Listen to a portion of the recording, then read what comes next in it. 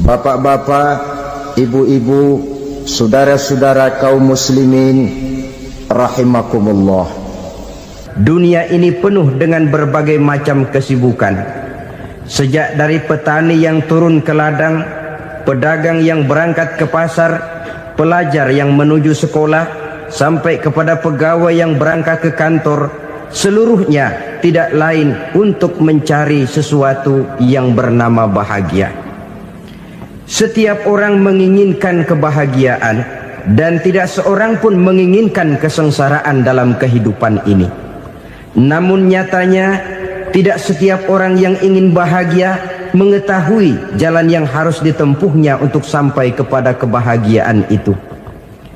Maka pada kesempatan pertemuan kali ini, saya ingin menyampaikan sebuah hadis dari junjungan kita baginda Nabi besar Muhammad sallallahu alaihi wasallam yang termuat dalam kitab Mukhtarul Ahadits An-Nabawiyah, di mana beliau bersabda, arba'un min sa'adatil mar'i. Ada 4 perkara yang merupakan tanda dari orang bahagia. Saya mau tanya, di antara saudara-saudara yang hadir di sini, apa ada yang kepengen jadi orang sengsara? Ya. Seluruhnya tentu ingin mendapatkan kebahagiaan. Maka menurut resep dari Nabi kita, tanda orang bahagia itu 4. Jadi kalau saudara ingin bahagia, harus mempunyai 4 perkara ini. Yang pertama, orang bahagia itu kata Nabi, darun wasi'un. Punya rumah biar bagus asal gede. Enak ngaturnya, daripada sudah punya rumah kecil, adanya di pinggir kali, gubuk, kalau hujan bocor, miring lagi, kiamat. Loh, kalau gitu Islam materialis dong. Hadis ini boleh diartikan dengan makna hakiki, arti yang sebenarnya. Boleh diartikan dengan makna majazi, arti kiasan. Kalau dia diartikan dengan arti kias, maka yang dimaksud darun wasi'un ay qalbun wasi'un. Rumah yang luas tidak lain daripada hati yang lapang. Karena di situ kunci kebahagiaan yang sebenarnya.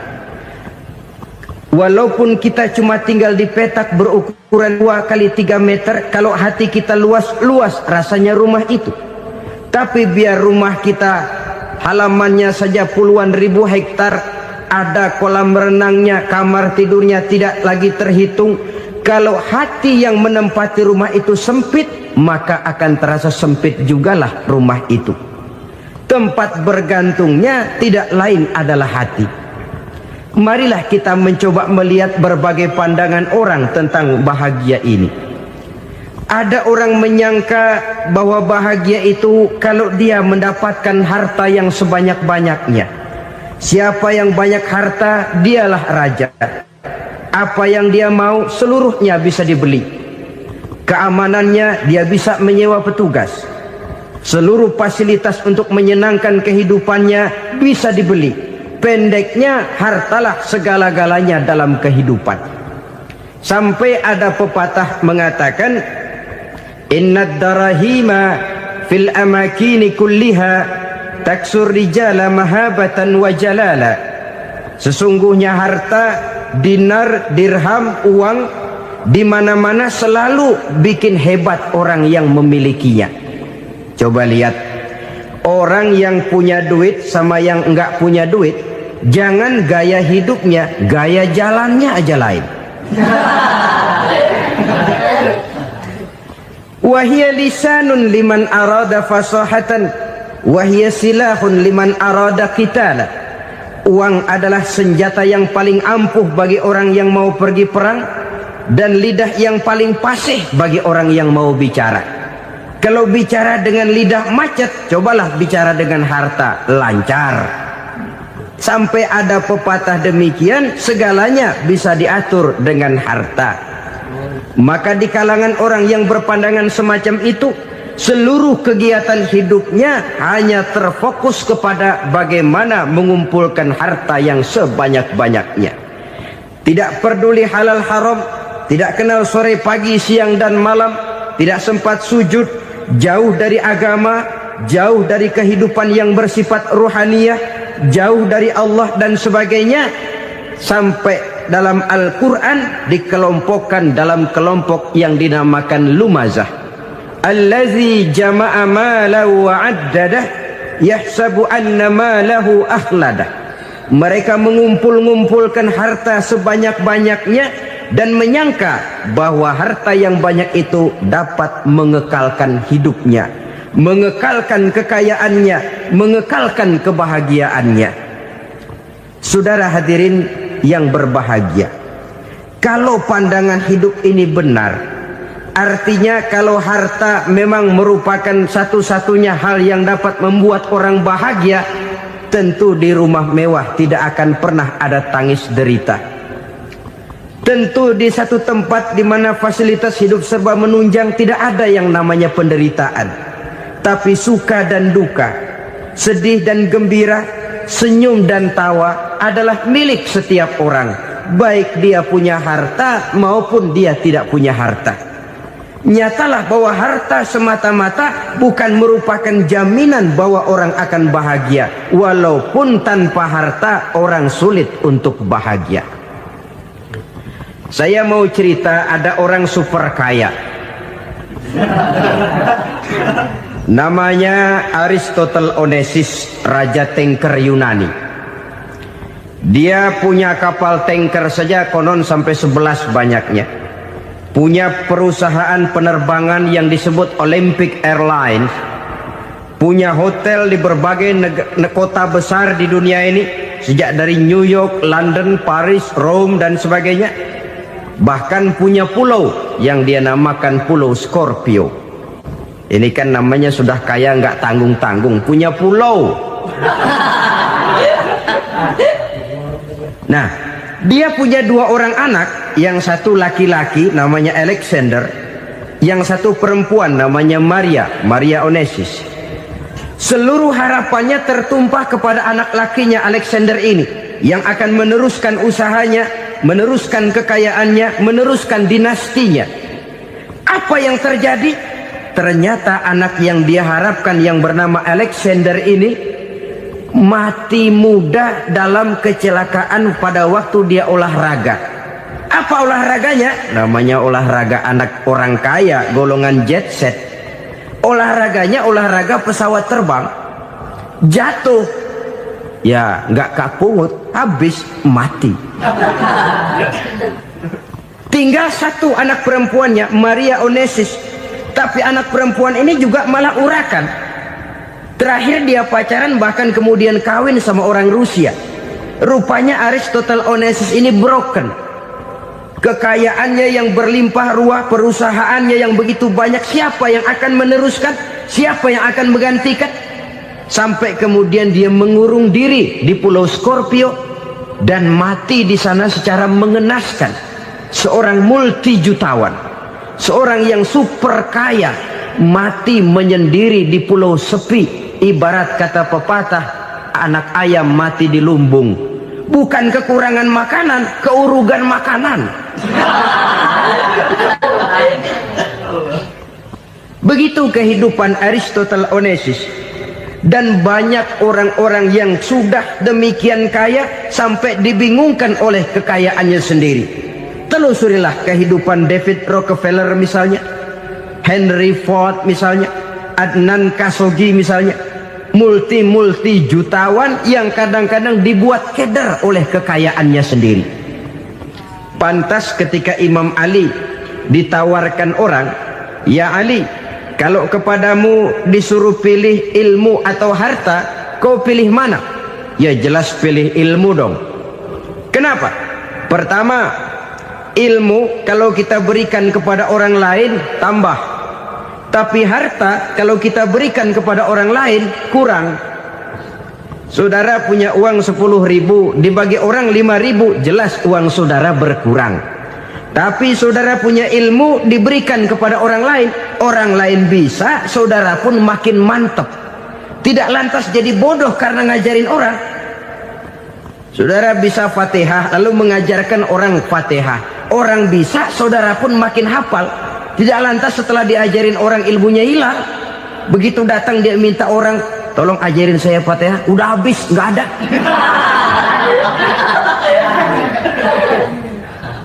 Yang kedua kata Imam Ali, ilmu menjaga kita. Kalau harta, kita yang harus jaga. Makin banyak ilmu, makin terpelihara diri seharusnya. Tetapi makin banyak harta, makin bingung kita jaganya. Sampai kadang-kadang kalau perlu seluruh keliling rumah dipasangi alarm. Belum cukup disewakan anjing besar-besar, pasang di depan pintu, awas anjing galak. Masih belum cukup juga, cari centeng tukang-tukang kepruk jaga rumah. Masih terasa belum aman, padahal rumahnya dikelilingi tembok besar. Di balik tembok ada pintu-pintunya tebal. Di balik pintu itu terbuka masuk kamar, kamar pun ada pintunya, pintunya pun kuat. Masuk ke dalam kamar ada lemari, lemarinya pun pintunya kuat, dikunci, kuncinya pun kuat. Tapi terhadap seluruhnya yang timbul cuma sekedar was-was saja. Kesimpulannya sekali lagi, tanpa harta orang memang sulit untuk bahagia. Tapi harta semata-mata tidak merupakan jaminan orang akan bahagia. Dengan hati yang luas, itu modal utama untuk mencapai kebahagiaan hidup. Orang yang hatinya luas, saudara-saudara, punya hati yang lapang, melihat kenyataan hidup ini, dia bersyukur senantiasa kepada Allah. Lantas tidak timbul hasud dan iri hatinya. Oleh karena itu, jiwanya selalu lapang. Kalau tidak, cupik hati namanya. Dangkal pandangan, tidak senang melihat orang lain dapat nikmat, dan itu sering dijadikan contoh. Kalau orang yang lapang dada, dia lihat tetangganya beli TV baru, dia berkata, alhamdulillah ya, tetangga kita beli TV, mudah-mudahan kita bisa ikut nonton. Lapang dadanya. Tapi orang yang sempit hati, lihat tetangga beli televisi, meriang. Enggak diapa-apain, meriang. Besoknya dengar tetangga beli motor, makin sakit, ke rumah sakit. Lalu di rumah sakit dengar tetangganya beli mobil, mati. Disiksa oleh perasaannya sendiri. Orang kalau hati sudah sempit dalam hidup, kemanapun dia pergi, sempit rasanya medan kehidupannya. Kemudian kita melihat juga ada orang yang menilai bahwa bahagia itu katanya kalau punya kedudukan yang tinggi, pangkat yang agung, wibawa yang besar. Mungkin betul, tapi mungkin juga tidak. Bergantung kepada hati orang yang punya pangkat itu. Sama dengan harta tadi. Harta akan membawa bahagia kalau dia jatuh ke tangan orang yang berhati lapang.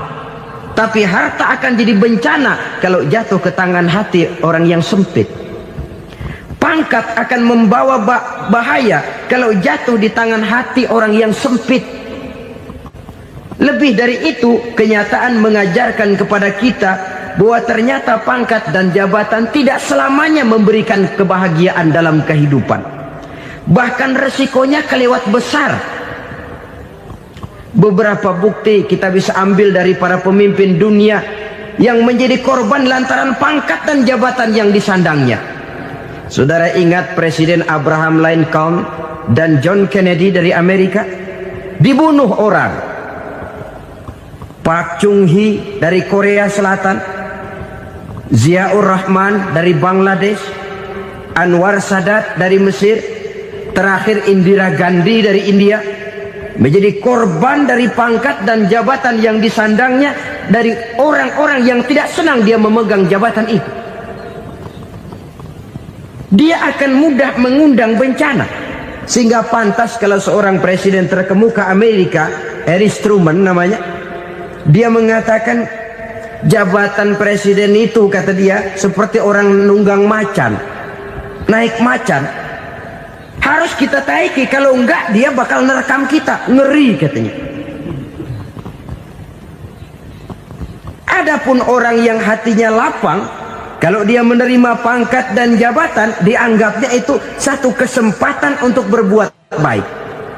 Tapi orang yang berhati sempit, menerima pangkat dan jabatan, bukan kadang-kadang menerima, malah berusaha setengah mati mencapai dengan segala cara. Kalau perlu jilat atas, jilat atas. Jadi golongan sumuhun dawu. Jadi kelompok kulon nuwun, yes sir, yang kerjanya cuma oke bos.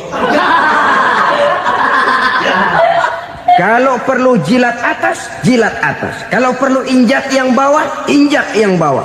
Perlu sikut kiri kanan, sikut kiri kanan. Yang penting pangkat dapat, jabatan dapat.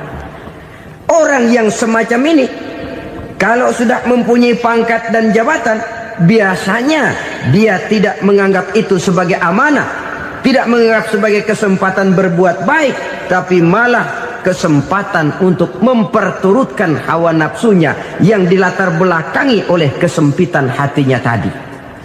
Apalagi kalau orang memperoleh pangkat karena banyak mengeluarkan uang, seakan-akan pangkat dan jabatan itu sekarang macam proyek pakai tender. Siapa yang berani bayar segini naik, nggak berani minggir. Padahal logikanya, kalau orang mencapai satu jabatan karena banyak mengeluarkan uang, hampir bisa dipastikan bahwa setelah jabatan itu dia pegang, langkah pertama yang akan dilakukannya ialah berusaha bagaimana uang yang dia keluarkan supaya kembali. Ya paling kurang pulang modal dulu dong. Soal mikirin rakyat soal nanti, tapi ini modal harus pulang. Itu celakanya kalau orang memperoleh pangkat dan jabatan cuma karena banyak mengeluarkan uang. Jarang orang yang mempunyai keyakinan dan pandangan bahwa pangkat dan jabatan merupakan amanah. Jadi sekali lagi, pangkat dan jabatan mungkin saja membawa kebahagiaan kalau jatuh ke tangan orang yang berhati lapang. Tapi bisa jadi bencana kalau dia jatuh ke tangan orang yang mempunyai hati yang sempit. Dan lagi-lagi stresnya hati yang lapang. Lalu sebagian orang, saudara, ada yang berpandangan katanya bahagia itu kalau jadi orang terkenal, mempunyai popularitas, menjadi idola di kalangan remaja, di kalangan orang tua, di segala lapisan masyarakat. Padahal makin populer orang, makin terikat dia. Ya kalau macam kita ini kan nggak punya nama, nggak populer, tengah malam buta mau nongkrong di warung Tegal aman. Tapi pangkat, jabatan, kedudukan, popularitas menyebabkan kita diikat dengan berbagai macam peraturan. Cuma mandi sama ke WC saja yang nggak dikawal.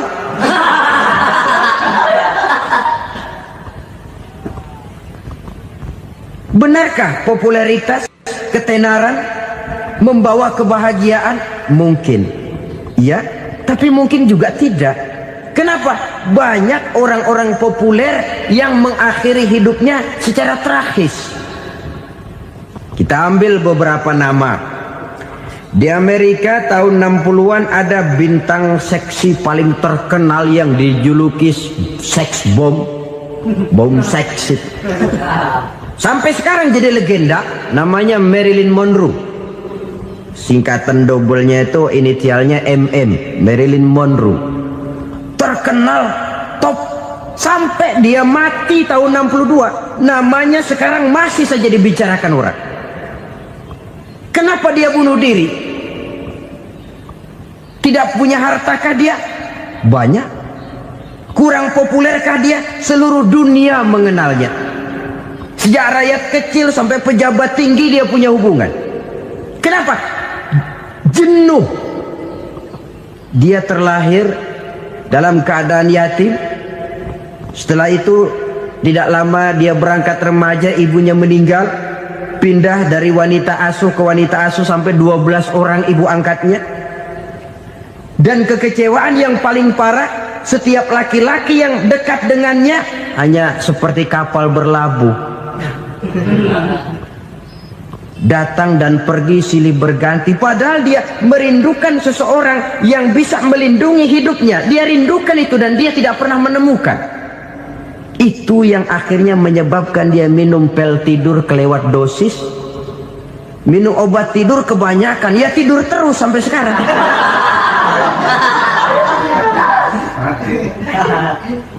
Dia mengakui, saya telah memiliki ketenaran, tapi saya tidak pernah hidup dalam ketenaran itu. Saya pandai main sandiwara, tapi saya ingin hidup dalam alam yang real sebagaimana umumnya orang. Itu yang dia rindukan. Menyusul jejak yang namanya Marilyn Monroe ini, Billie Holiday, saudara kenal tentu, di rumah sakit dirawat. Dia juga minum obat overdosis, mati lagi. Jimi Hendrix minum obat tidur overdosis kelewat batas, mati lagi. Lalu yang menghanyutkan diri di danau, Janis Joplin dan Brian Jones. Ini orang-orang populer, orang-orang terkemuka yang mengakhiri hidup secara tragis, bukan karena tidak terkenal, mungkin karena sudah saking terkenalnya. Contoh paling belakangan, Bruce Lee. Wah, ini tukang-tukang keprok tentu kenal siapa dia. Sampai sekarang pun tabir kematiannya masih merupakan misteri. Dan yang masih hidup juga menunjukkan gejala yang aneh. Michael Jackson, rumahnya di Beverly Hills itu dijaga sedemikian rupa, dan dia selalu curiga kepada setiap makanan harus steril, bersih dari segala macam kimia. Kemana dia pergi, itu tukang-tukang keprok sudah selalu menjaga dan mengawal, dan dia seakan takut menunjukkan mukanya yang asli. Hingga kalau tampil ke tengah di luar show, dia kadang memakai pakaian yang tidak menunjukkan dia yang sebenarnya, takut dikenali orang. Ternyata popularitas sering jadi momok yang meracuni kehidupan manusia. Oleh karena itu, benarlah junjungan kita pada saat beliau mengajarkan orang akan bahagia kalau dia mempunyai hati yang lapang. Nah, sekarang masalahnya untuk mendapatkan hati yang lapang, caranya bagaimana? Kita kembali kepada konsep Quran. Allah mengajarkan, ala inna bi dzikrillahi tatmainnul qulub. Ketahuilah bahwa dengan banyak mengingat Allah, hati akan tenang, jiwa akan lapang. Dengan kata lain, dekat dengan agama, merasakan kehadiran Allah dekat dalam hidup. Itu muara pertama untuk mencapai hati yang lapang. Ala inna bi dzikrillahi tatmainnul qulub. Jangan macam orang sekarang ingin mendapatkan ketenangan lalu tapak di puncak gunung, di gua-gua, di tempat sepi. Iyalah kalau nggak ada ular. Kalau tergigit ular berbisa, ketenangan belum, mati jelas itu. Islam positif untuk mendapatkan ketenangan. Ala inna bi dzikrillahi tatmainnul qulubi.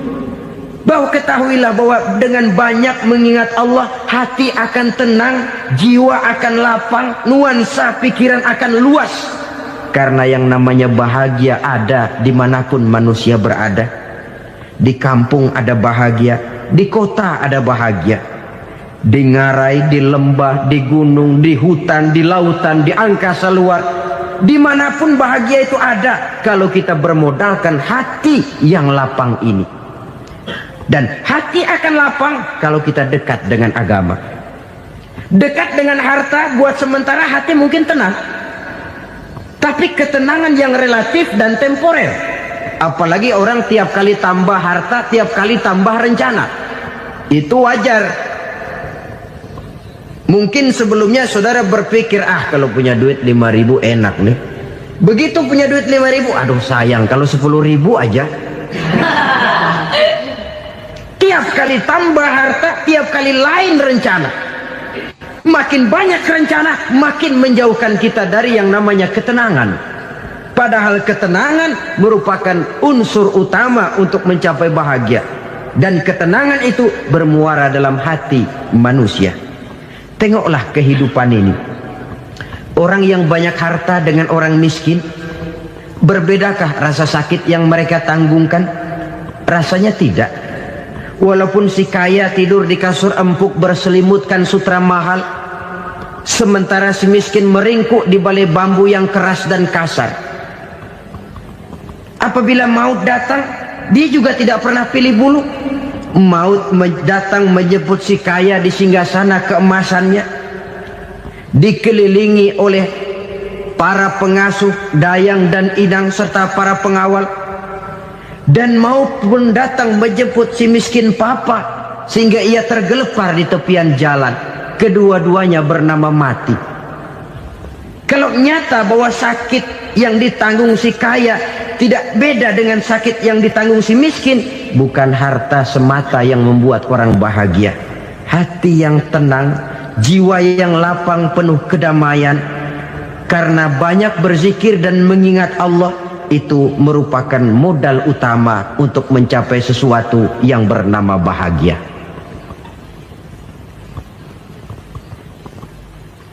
Saudara hadirin yang saya hormati, inilah yang pertama dari 4 ciri yang digambarkan oleh Nabi tentang tanda-tanda orang bahagia.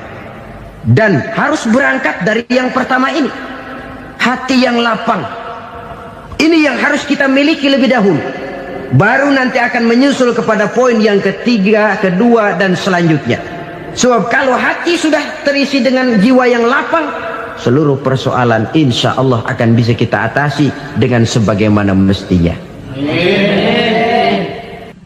Yang kedua sekarang, tanda orang bahagia menurut baginda Nabi, markabun syariah. Orang bahagia itu, kata beliau, punya kendaraan biar cepat asal lancar. Artinya kemana dia mau pergi mudah. Apa maksud hadis ini? Kalau kita kaji lebih dalam, kendaraan itu kan alat transportasi.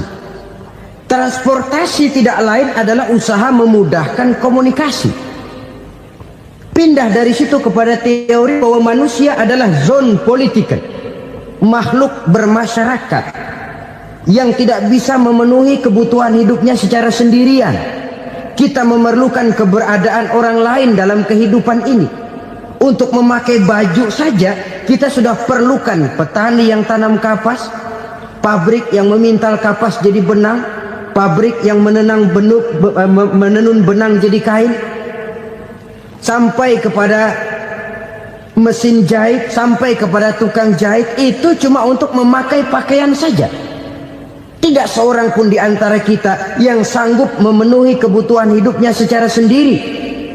Kita perlu orang lain. Maka kebebasan dalam arti mutlak, kebebasan tanpa batas, itu tidak mungkin ada dalam kehidupan. Karena kita mengadakan yang disebut interaksi sosial. Setiap kegiatan kita tentu melibatkan orang lain. Menurut kita barangkali kita bebas jalan di jalan raya semaunya, tapi orang lain berkendaraan pun merasa bahwa ini ada juga jalan haknya, dan begitu selanjutnya. Oleh karena itu, maksud dari kendaraan yang cepat ini adalah khulata'uhu ma'as solihin.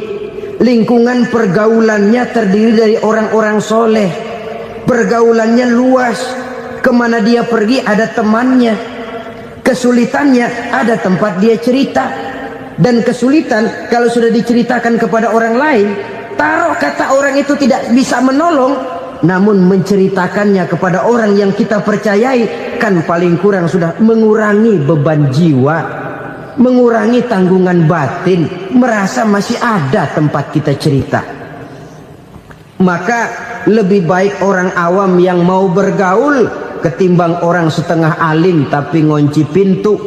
Sebab nantinya akan timbul sikap picik, cupik pandangan, dan tidak luas menghadapi kenyataan dalam kehidupan ini.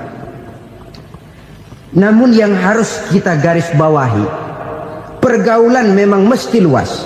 Namun jangan sekali-kali lupa bahwa pergaulan sangat besar pengaruhnya dalam ikut membentuk kepribadian manusia.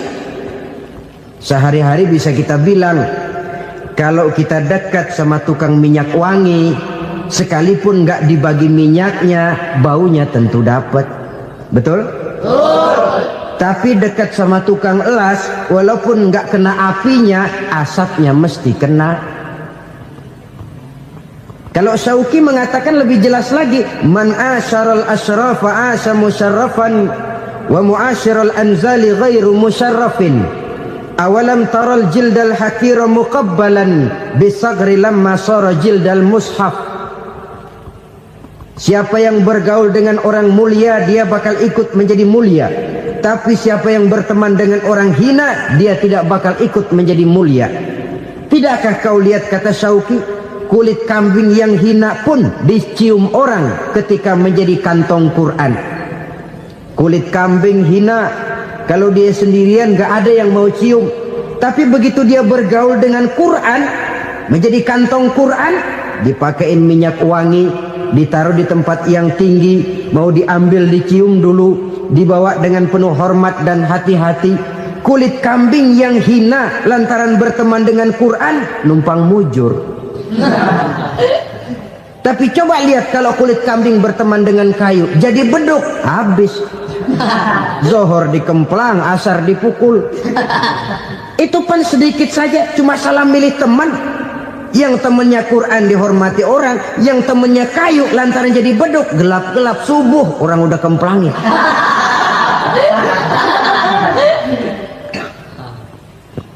Maka terutama kepada adik-adik remaja yang masih mencari identitas diri, yang ibarat kaset masih kaset kosong, mudah diisi oleh apapun, pandai-pandailah memilih teman dalam bergaul. Karena banyak orang yang tadinya baik-baik, ketika terseret dalam pergaulan dengan orang yang tidak baik, kebaikannya menjadi lentur dan luntur. Tapi berapa banyak bajingan-bajingan tengik, orang-orang yang berlumur noda dan dosa, tiap hari melakukan maksiat, namun bergaul dengan orang yang baik-baik, pada akhirnya sedikit demi sedikit beringsut dan berangsur dia terbiasa mengikuti kebaikan-kebaikan. Saya tekankan ini kepada remaja karena mereka masih mencari identitas diri. Apa yang mereka lihat mereka mau, apa yang mereka dengar mereka ingin tahu. Coba lihat kehidupan remaja. Pulang nonton film Rambo, pengen jadi Rambo, gagah, maunya belekai melulu. Pulang nonton film Superman, pengen bisa terbang. Pulang nonton India, nyanyi melulu. Wajar, mereka masih mencari identitas diri. Saya ini sebenarnya siapa? Lingkungan, pergaulan akan membentuk itu. Karena itu pandai-pandailah bergaul, karena ia sangat besar pengaruhnya dalam ikut membentuk kepribadian manusia. Apalagi sifat yang jelek lebih cepat menularnya ketimbang sifat yang baik. Sifat yang baik, watak yang soleh itu lambat sekali untuk menular. Tapi yang tidak baik, kan prosesnya mah kalau remaja biasanya mula-mula dengar. Karena dengar lalu pengen tahu. Karena pengen tahu lalu ngeliatin. Begitu ngeliatin kan pengen nyobain. Setelah nyobain ketagihan. Nah, ini prosesnya. Yang namanya ganja, morfin, narkotik, awalnya kan begitu. Mula-mula dengar, katanya kalau sudah fly to the sky, sudah melayang ke langit, katanya disitulah puncak kebahagiaan. Mulanya cuma dengar. Karena dengar pengen tahu. Karena pengen tahu lalu ngeliat, kumpul sama orang yang suka ngeganja. Setelah ngeliat, lah pengen ngerasain. Begitu ngerasain enak juga, ketagihan. Kalau sudah ketagihan jadi penyakit kronis, bisa merembet kepada yang lain. Iya, kalau orang tuanya mampu untuk beli morfin, beli ganja. Kalau tidak kan pikirannya ngayap, jemuran siapa ya gue sabet. Timbullah perbuatan-perbuatan negatif yang bermula dari salah pergaulan. Apalagi buat adik-adik remaja yang tinggal di kota-kota besar, yang pengaruh budaya, pengaruh kesenian, pengaruh struktur kehidupan yang nampak makin individualistis, di mana persaingan tajam, tensi ekonomi tinggi, orang mudah mengalami stres. Pandai-pandailah dalam bergaul, sekali lagi, karena ia sangat besar pengaruhnya dalam ikut membentuk kepribadian manusia. Orang bahagia punya kendaraan yang cepat, artinya punya pergaulan yang luas, dan lingkungan pergaulannya terdiri dari orang-orang yang soleh. Kemana dia pergi, ada teman. Kesulitannya, ada tempat dia cerita. Tapi kalau sudah menyendiri, hidup sendiri, kesulitan dipikiri sendiri, bisa mati belum waktunya. Tidak ada tempat berbagi rasa, tidak ada tempat bercerita, tidak ada tempat mengurangi beban dalam kehidupan. Pantas betul kalau Islam sangat menggalakkan dan menganjurkan orang kalau sudah sampai waktunya itu untuk melangsungkan nikah. Kata Nabi, ya ma'syaras syabab man istata'a minkumul ba'at falyatazawwaj. Hai para pemuda, kalau sudah mampu memberi nafkah, kawinlah, nikahlah kamu. Kenapa? Sudah ada teman hidup, tempat berbagi rasa. Kesulitan kalau ada tempat cerita akan lebih ringan ketimbang kita telan sendiri, walaupun bobot kesulitannya sama beratnya. Saudara-saudara kaum muslimin rahimakumullah, inilah ciri yang kedua, punya kendaraan biar cepat asal lancar. Kemana kita mau pergi gampang. Dengan kata lain, setelah hati yang luas, pergaulan yang luas. Dua. Yang ketiga sekarang, tanda orang bahagia itu menurut Nabi, misbahun mudhi'un, punya lampu yang terang. Oh, itu enggak problem. Sekarang sudah zamannya listrik masuk desa, Pak. Lampu sudah terang semua. Betul, kalau itu yang dimaksud. Tapi tidak cuma itu. Karena lampu yang dimaksud di sini, lampu yang akan menerangi seluruh perjalanan hidup. Dan perjalanan hidup itu sudah dimulai sejak kita terlahir ke alam ini, sampai masuk ke alam barzah, kumpul di padang mahsyar, sampai ke akhirat. Lampu yang menerangi itu yang diperlukan. Kalau lampu, katakanlah yang paling top sekarang kan lampu jenis Mercury. Taruhlah itu di rumah kita, dia cuma menerangi rumah kita, menerangi hati pun tidak sanggup. Bila kita masuk ke alam barzah, alam kubur, sanggupkah si Mercury yang begitu terang menerangi alam barzah kita? Tidak sanggup lagi. Sanggupkah lampu yang ratusan watt, bahkan puluhan ribu watt menerangi kehidupan di padang mahsyar? Tidak akan sanggup lagi. Kalau demikian, yang dimaksud lampu yang terang di sini apa? Tidak lain amal soleh, kebajikan yang kita lakukan dalam hidup. Itu yang akan jadi lampu penerang. Di dunia nama kita akan terang. Jasad kita boleh hancur terkubur tanah, tapi nama kita akan dikenang orang. Begitulah kalau orang meninggalkan kebajikan dalam hidup seperti sekarang. Ribuan orang tiap saat berziarah ke kubur Imam Syafi'i, ke kubur Imam Malik, ke kubur Imam Ghazali, ke kubur orang yang baik-baik, orang yang soleh-soleh. Kebajikannya yang ditinggalkan, yang mengukir namanya dengan tinta emas. Sehingga saudara sudah terbaring di alam kubur, orang lewat, Allah, ini kuburannya Fulan bin Fulan, dulu ini kebaikannya Masya Allah, saya ikut merasakan. Mari kita mampir sebentar, kita Fatihah. Mohon disampaikan Allah pahalanya kepada almarhum. Al-Fatihah. Itu kalau orang baik-baik. Lalu saudara tanya, Pak, orang mati dikirimin Fatihah apa nyampe pahalanya? Saya jawab, kalau saudara nggak percaya, mati dulu dah. Nanti saya Fatihain, tungguin di sana. Umpama nggak sampai, balik lagi kemari. Sekarang ini kan maunya otak-otakan saja. Kalau nggak masuk otak, nggak percaya. Padahal alam gaib itu nggak bisa diotak-otakin. Sama saja dengan saudara pernah dengar cerita kapal Tampo Mas tenggelam kan? Pernah nggak? Di mana? Ya, di laut Masalembo. Begitu ke Tampo Mas tenggelam, ratusan penumpang itu terjun ke laut, dipermainkan gelombang, berjuang menghadapi maut itu. Orang lagi timbul tenggelam di lautan, dihantam ombak, kita tengokin pakai helikopter. Pak, lagi timbul tenggelam ya? Iya, tolongin. Jangan khawatir Pak, nih saya kirim intan Pak, harganya 10 juta. Kira-kira orang yang timbul tenggelam di laut seneng nggak? Ya. Kan mahal toh intan 10 juta. Kenapa dia nggak senang? Karena intan 10 juta dalam kondisi seperti itu tidak sanggup menyelamatkan dia. Dia akan girang kalau dikirimin ban mobil bekas, dikirimin papan terentang atau bambu. Intan yang 10 juta dia nggak girang.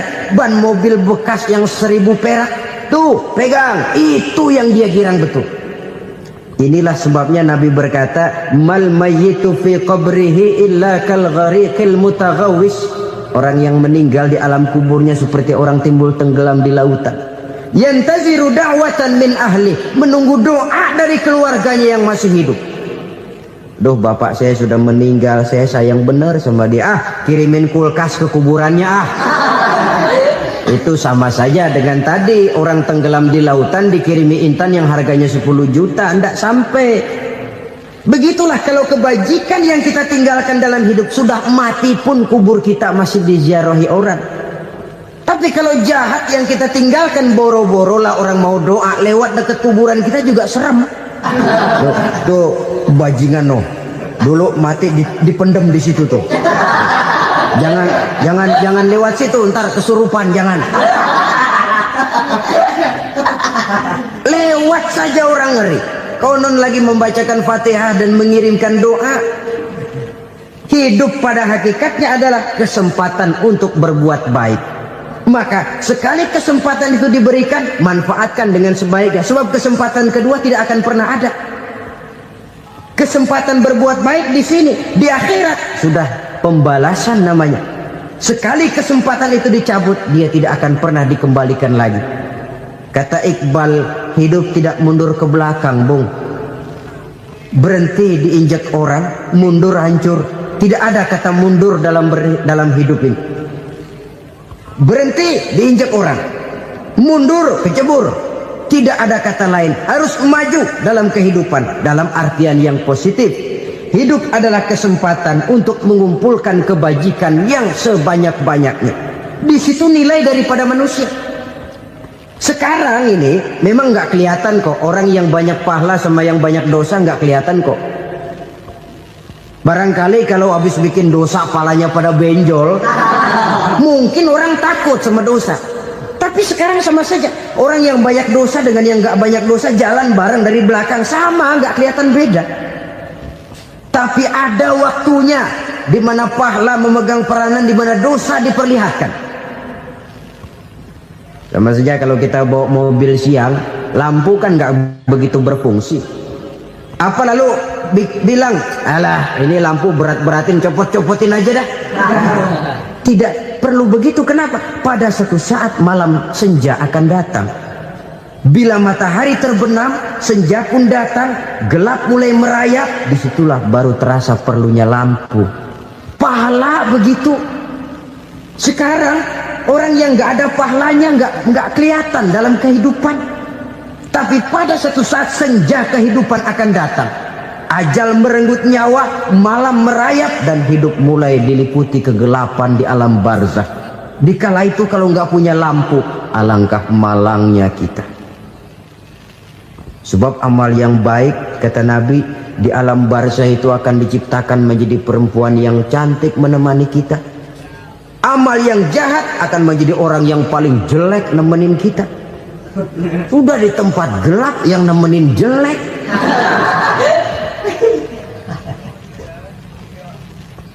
Kaum muslimin rahimakumullah. Kalau demikian masalahnya, tergantunglah kita pandai memanfaatkan waktu. Al-waktu kasayf. Waktu itu cepat sekali. Yang namanya waktu itu tahu-tahu. Tahu-tahu. Udah tahun 87. Tahu-tahu. Udah begitu. Tahu-tahu.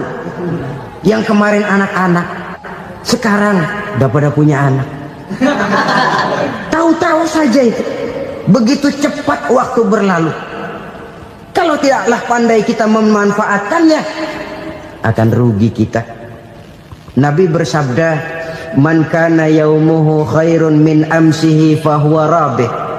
Barang siapa yang hari ini lebih baik daripada hari kemarin, itu orang untung. Hari ini lebih baik daripada kemarin, bulan ini lebih baik dari bulan kemarin, tahun ini lebih baik dari tahun kemarin, itu orang yang beruntung. Tahun kemarin sembahyangnya maghrib doang, sekarang udah tambah isya. Tahun kemarin cuman Idul Fitri aja ngancem bener, sekarang udah tambah Jumat, lalu tambah lagi maghrib, tambah lagi isya, dan selanjutnya. Hari ini lebih baik daripada kemarin, itu orang yang beruntung. Wa man kana yaumuhu mislu amsihi fahuwa khasir. Lalu barang siapa yang hari ini sama saja dengan hari kemarin, itu orang rugi. Hari ini sama dengan kemarin, rugi itu. Bulan ini begitu, bulan kemarin begitu, tahun ini begitu, tahun lalu juga begitu. Rugi itu orang. Rugi apa? Rugi umur. Umur tambah, amalan gak pernah tambah. Dan saya pikir lebih merupakan azab ketimbang nikmat kalau orang dikasih panjang umur cuma untuk numpuk dosa. Mending mana? Panjang umur banyak dosa sama pendek umur dikit dosa? Mending mana? Mending mana? Ya, paling mending tentu panjang umur banyak pahala. Tapi kalau tidak, sekali lagi, lebih merupakan azab ketimbang nikmat kalau orang diberikan panjang umur tapi cuma untuk sekedar menumpuk dosa. Kehilangan kesadaran bahwa dunia bukan terminal akhir dari satu perjalanan. Dia cuma halte di mana kita berhenti sebentar untuk menuju kepada terminal yang hakiki. Saudara-saudara kaum muslimin rahimakumullah, inilah lampu yang akan menerangi kehidupan, amal yang kita lakukan di dalam kehidupan. Jadi yang dimaksud dengan lampu yang terang, kebajikan yang kita kerjakan dalam hidup. Nah, setiap orang di awal tadi saya bilang ingin bahagia. Bahagia itu kan hakikatnya kumpulan senang dan selamat. Senang, selamat. Apa bedanya? Senang tapi tidak selamat, nggak bahagia. Selamat tapi nggak senang, nggak bahagia orang. Contoh, kalau orang korupsi, duitnya banyak, senang dia, tapi keselamatannya. Ada tentara baris di samping rumahnya udah bingung, padahal tentara latihan. Tentara cuma latihan, dia bingung. Senang, tapi karena keselamatannya tidak terjamin, dia tidak bahagia. Sebaliknya pegawai negeri jujur benar, cuma segaji-gajinya, selamat nggak korupsi tapi melarat, ya nggak bahagia juga, kurang senang. Kesenangan dan keselamatan untuk dunia saja, ya sekali lagi, kalau cuma sekedar untuk dunia saja, bisa dibeli pakai uang, bisa dibeli pakai uang. Saudara ingin selamat, bisa dibeli pakai uang. Saudara ingin senang, bisa dibeli dengan uang. Tapi setelah mati masuk ke alam barzah, habis kekuasaan uang. Nggak bisa lagi beli keselamatan pakai uang, tidak mungkin lagi membeli kesenangan dengan uang. Di situ pahala yang megang peranan. Makin banyak pahala, makin banyak saham untuk membeli kesenangan dan keselamatan, untuk memperoleh yang namanya bahagia. Dan jangan lupa loh, di alam barzah kita nggak sebentar, menunggu datangnya kiamat. Loh iya, kalau kita begitu dikuburin terus kiamat datang, untung. Tapi kalau masih harus 1000, 2000, puluhan ribu tahun yang akan datang, dalam satu penantian yang begitu lama, tanpa saham untuk memperoleh kebahagiaan, satu kemalangan yang tidak ada pernah putus-putusnya. Janganlah tergelincir oleh kebahagiaan sebentar yang menipu dengan mengorbankan kebahagiaan hakiki yang berjangka panjang. Apa artinya senyum sejenak kalau harus ditebus dengan tangis seumur hidup? Biarlah kita minum jamu, pahit memang, getir memang, tapi kan besok badan sehat. Daripada sekarang minum sirup, manis memang, enak memang, tapi bibir pada jontor besoknya. Sirawan, batuk, nggak karu-karuan. Banyak orang tertipu oleh kesenangan yang sebentar, Padahal laisa kullu ma yalma'u zahaban. Belum tentu semua yang berkilat itu emas. Belum tentu semua yang gemerlap itu intan. Karena itu marilah manfaatkan kesempatan yang diberikan Allah ini untuk mengumpulkan kebajikan yang sebanyak-banyaknya. Yang terakhir sekarang, yang keempat, tanda orang bahagia kata Nabi. Zaujatun salihah. Orang bahagia itu tanda yang keempat kata Nabi, punya istri biar cakep asal taat. Sudah surga itu sudah. Cakep taat. Istri kayak gitu, kalau belum mati jangan dikuburin dulu. Sudah cakep taat lagi.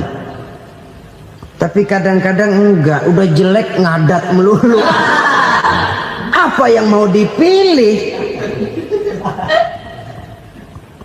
Sebab itu Quran mengatakan istri pakaian untuk suami, suami pakaian untuk istri.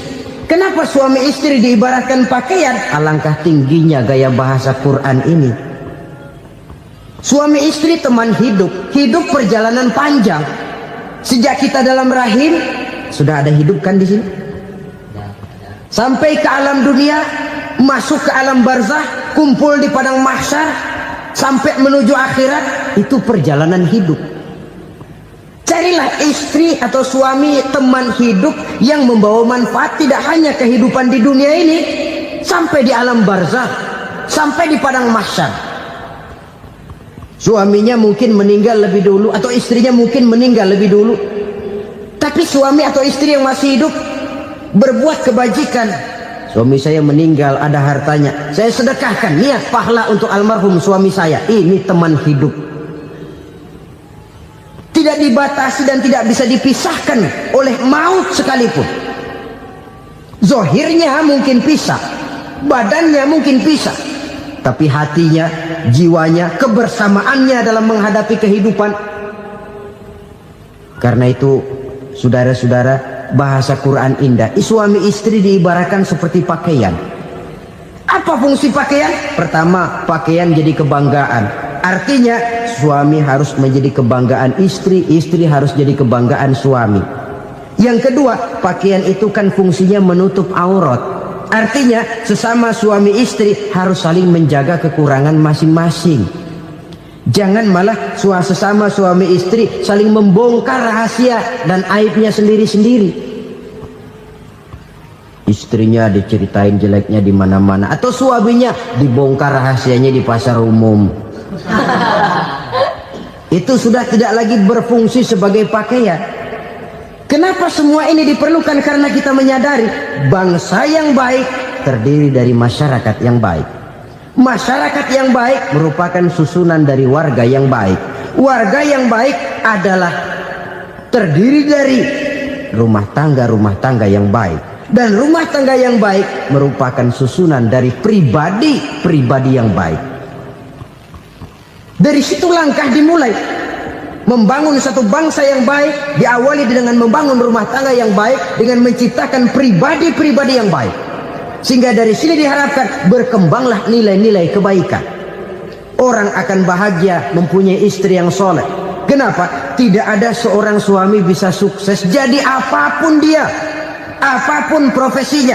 Dokterkah, kiaikah, mubalikah, petanikah, pengusahakah, pejabat tinggikah, tidak ada seorang suami yang bisa sukses tanpa peran serta istrinya. Walaupun memang peranan itu tidak begitu kelihatan, tapi sangat menentukan. Karena itu, saudara hadirin yang saya hormati, Islam sangat menghargai kaum wanita, memberikan kedudukan yang tinggi sepanjang tidak mematikan kodrat kewanitaannya. Nah, kalau sudah kesuksesan ini diawali dari rumah tangga, karier di masyarakat mudah untuk dikejar. Tapi keberantakan di rumah tangga merupakan kegagalan pertama di tempat lain. Nah, inilah saja yang dapat Al-Fakir sampaikan pada pertemuan kali ini. Selalu berusaha menyimpan sesuatu yang bisa membawa manfaat baik untuk dirinya, untuk anak cucunya, maupun untuk keluarganya, untuk masa kini dan masa depannya. Kadang simpanan itu berbentuk uang, kadang berupa tanah, lain saat berbentuk pabrik, dan lain sebagainya. Sementara masa depan yang paling pasti adalah akhirat. Jika untuk masa depan dunia kita rela memeras keringat, membanting tulang, pergi pagi dan pulang petang, menyimpan uang, menyimpan tanah, menyimpan pabrik, pernahkah kita merenung jika satu saat kiamat datang, kita dibangkitkan dari kubur masing-masing, berdiri di padang mahsyar untuk mempertanggungjawabkan seluruh kegiatan hidup kita di dunia ini, lalu kita akan menuju ke alam akhirat. Sudahkah kita mempunyai simpanan untuk akhirat kita? Pada pertemuan kali ini saya ingin menyampaikan sebuah hadis di mana Rasulullah sallallahu alaihi wasallam bersabda, "Arba'un min kanzil jannah." Simpanan sorga ada 4 macam. Yang pertama, ikhfa'us sadaqah, menyembunyikan sedekah. Saudara-saudara kaum muslimin, sebagaimana yang kita maklum bahwa Allah Subhanahu wa taala melebihkan sebagian rezeki dari kita terhadap yang lain. Ada yang kaya, ada yang setengah kaya, ada yang miskin, ada yang setengah miskin, dan selanjutnya. Ada yang gajinya kecil tapi penghasilannya gede. Ada yang penghasilannya gede tapi nggak punya gaji. Ada juga yang memang gajinya gede dan penghasilannya gede. Kelebihan rezeki merupakan sunnatullah dan tidak harus membuat kita merasa lebih dari yang lain. Bahkan sebaliknya, kelebihan itu harus membuat kita ringan tangan untuk menolong mereka yang memang memerlukan pertolongan. Kalau saudara diberikan ilmu, maka pertanyaan akhirat cuma satu: ilmumu kau amalkan untuk apa? Kalau saudara diberikan umur yang panjang, pengadilan akhirat juga bertanya satu: umurmu kau habiskan di mana? Tapi kalau saudara diberikan harta, pengadilan akhirat akan bertanya dua: hartamu kau dapat dari mana? Kau belanjakan kemana? Dari mananya ditanya, dan kemananya juga ditanya. Oleh karena kita akan dimintakan pertanggungan jawab, maka amanah yang bernama harta ini harus kita gunakan dengan sebaik-baiknya. Ada penggunaan yang merupakan kewajiban, itu zakat namanya. Ada penggunaan yang sewaktu-waktu, itu infak namanya. Ada yang lebih sewaktu-waktu lagi, dan itu sedekah namanya. Zakat dia terikat oleh haul dan nisab, oleh putaran batas waktu dan ukuran dari harta itu sendiri. Sedangkan infak terikat oleh situasi dan kondisi perekonomian seseorang. Sedangkan sedekah tidak terikat dengan apapun. Dalam kondisi seperti apapun kita bisa melakukan sedekah dengan yang terkecil sekalipun. Sampai-sampai Rasulullah sallallahu alaihi wasallam mengajarkan, la tahkiranna minal ma'rufi syai'an walau an talqa akhaka biwajhin talik. Atau ada hadis, tabassumuka fi wajhi akhika laka sadaqah. Senyumanmu kepada temanmu adalah sedekah. Jadi untuk melakukan sedekah tidak harus dalam berbentuk uang. Dengan ilmu kita bisa sedekah, dengan tenaga kita bisa bersedekah, dengan pikiran kita bisa bersedekah, bahkan senyum kepada teman itu pun sedekah. Jadi kalau sedekah dengan uang memang belum punya uang, nyengir aja banyakin. Itu asal pada tempatnya, jangan lalu ketemu tiang listrik cengengesan. Tentu tidak pada tempatnya dan tidak wajar. Nah, sedekah yang paling dicintai Allah adalah sedekah yang disembunyikan. Artinya jauh dari sifat riya. Kan kadang-kadang ada orang Sedekah itu disebutkan namanya. Apa tidak bagus? Kalau memang niatnya ikhlas, ya bagus-bagus saja. Untuk memberikan sugesti kepada yang lain. Si Fulan bin Fulan nyumbang sekian, diumumkan. Boleh kalau niatnya untuk memberikan rangsangan kepada yang lain supaya dia menyumbang lebih besar dari orang tadi. Tapi kalau itu mendatangkan ria, maka sedekah yang paling dicintai Allah adalah sedekah yang disembunyikan. Tangan kiri saja tidak tahu apa yang diberikan oleh tangan kanan. Sedekah yang dilakukan dengan ikhlas akan merupakan perbendaharaan surga, tersembunyi dari pandangan orang lain, tidak seorang pun tahu. Karena memang sikap yang baik adalah melupakan kebaikan dan mengingat kesalahan. Itu salah satu ciri orang bahagia. Orang yang selalu mengingat kesalahannya dan berusaha melupakan segala kebaikannya. Kalau dia akan berada kebaikan, dia tidak bisa ikut, dia merasa rugi karena dia merasa belum pernah berbuat baik. Tapi kalau akan melakukan kesalahan baru, dia ingat kesalahan yang sudah-sudah, sehingga terhalang baginya untuk melakukan satu kesalahan baru. Demikianlah saudara-saudara, bahwa Allah melebihkan rizki sebagian kita dari yang lain, agar terjadi tolong menolong dalam kehidupan ini. Jadi kesenjangan yang nature, kesenjangan yang alami, itu sunnatullah. Ada yang kaya, ada yang miskin, ada yang kelas menengah. Nah, kenapa lalu sekarang kita berusaha mengentaskan kemiskinan? Oleh karena adanya kesenjangan struktural. Kalau yang kaya bisa semakin kaya, kenapa yang miskin tidak bisa naik jadi ikut sedikit kaya? Sebab pada dasarnya Islam adalah agama yang sejak turunnya sudah berupaya memerangi kemiskinan. Bahkan dikatakan kemiskinan itu mendekatkan kepada kekufuran. Orang kalau miskin udah dekat banget sama kafir. Gampang menjadi kafir. Berapa banyak saudara-saudara kita yang oleh karena soal perut, oleh karena soal materi, terpaksa meninggalkan dan menanggalkan akidahnya. Menjual petunjuk yang diberikan Allah dengan kesenangan dunia yang cuma sebentar ini. Na'udzubillah, thumma na'udzubillah. Jadi makin kita sembunyikan satu sedekah, semakin banyak perbendaharaan kita di surga. Sedekah yang paling dicintai Allah adalah sedekah yang disembunyikan. Malahan ada seorang sufi, dia punya kebiasaan kalau pergi sholat Jumat dia bawa uang, itu uang dia taruh di bawah tikar masjid. Dia niat sedekah kepada siapa saja yang nemuin itu duit. Maksudnya apa? Supaya yang nemuin nggak tahu siapa yang punya duit. Demikian dia saking ingin menyembunyikan sedekahnya. Karena sifat ria itu bisa memakan amal kita sendiri. Ria itu termasuk menyebut-nyebut kebaikan kita. Orang yang suka nepuk dada, sedikit-sedikit ngitungnya kalau nggak gua. Tuh kalau nggak gua tuh yang belas itu kalau nggak gua, iya kalau nggak lu kenapa emang? Orang yang suka menepuk jasa, tuh biasanya memang begitu saudara-saudara. Kalau perang lagi berkecamuk, orang nggak sempat ngaku jadi pahlawan. Tapi begitu perang selesai, yang kagak kenal bedil ngaku pahlawan, mas.